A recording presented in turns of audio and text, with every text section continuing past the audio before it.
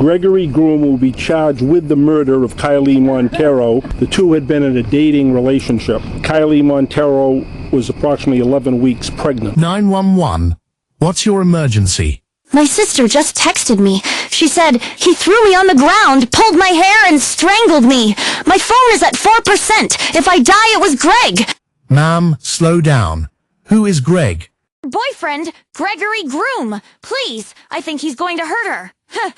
There was an altercation that happened the night before she went missing, but that's the only thing. That message was sent on August 6, 2025. Hours later, 18-year-old Kylee Monteiro would vanish. She was just out of high school. Timid, quiet, and 11 weeks pregnant. That text wasn't random. It was a warning. I'm scared. I'm really scared.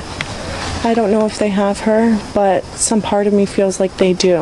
On August 7th, Kylee was last seen in Rehoboth, Massachusetts, near County Street. She never made it back. Her family knew instantly something was wrong.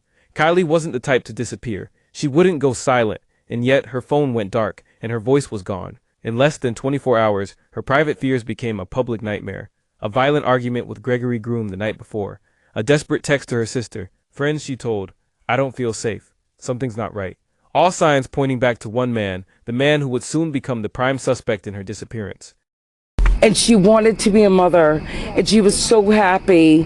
Kylee will always be remembered and always be loved.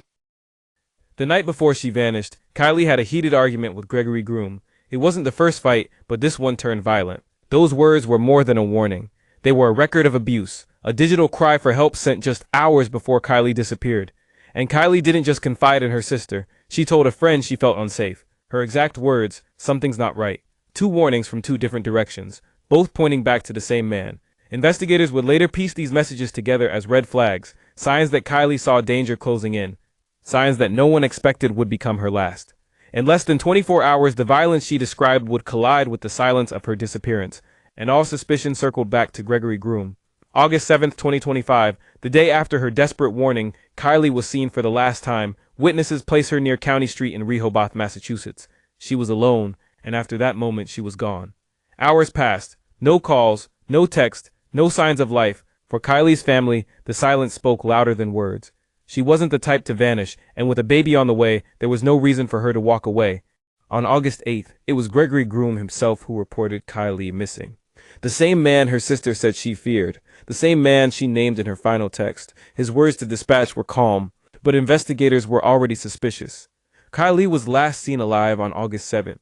By August 8th, her name was in a missing persons report, and the man who filed it was the very man her family feared the most. When Kylee's family raised the alarm, police moved fast. Her last text to her sister was all the proof they needed that danger was close.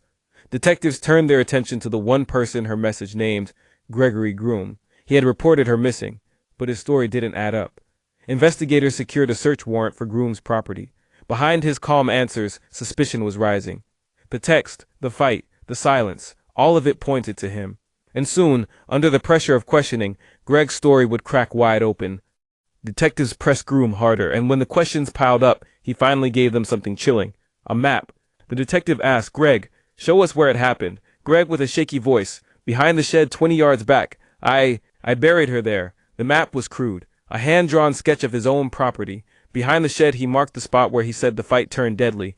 Gregory allegedly confessed to stabbing Kylee twice in the neck and once in the chest. The knife blade broke inside her body. Then he buried her in a shallow grave, just feet from where it all happened. The search ended in tragedy. Kylee Monteiro was found 5 feet underground, silenced at just 18 years old, along with the unborn child she was carrying. After Kylee's body was found, prosecutors moved quickly. Gregory Groom was charged with murder. But that wasn't the only charge. He faced assault and battery on a pregnant victim because Kylee was carrying his child. He faced assault and battery on a family or household member, and he faced aggravated intimidation of a witness. In court, Gregory Groom entered a plea of not guilty, but the evidence told a different story, a text message naming him, a confession, and a body buried on his own property. He was ordered held without bail. A probable cause hearing was set. And for Kylee's family, the fight for justice was only beginning. To her family, Kylee was timid. She wasn't someone who would disappear without warning. That's why her silence told them something was terribly wrong. They hold on to the text she sent her sister. If I die, it was Greg. It reads now like a final warning, a message no one can forget. In the days after her body was found, the community gathered for a vigil, candles lit the night, her name carried in prayers. It was a moment of grief and of unity. Kylie's family is determined her story won't end here.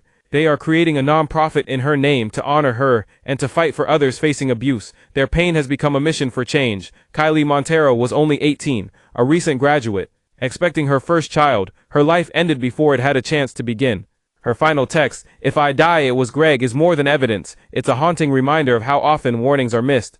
Kylee knew she was in danger, and she tried to speak. Her family has turned that pain into purpose. Through a non-profit in her name, they want to help others trapped in violent relationships, to make sure Kylie's voice still matters. Kylie's story is about more than one night. It's about the danger so many face in silence, about listening when someone says, "I don't feel safe," and about the cost of ignoring red flags. She fled to her family for comfort, but found herself silenced by violence. Her story demands more than sorrow, it demands change.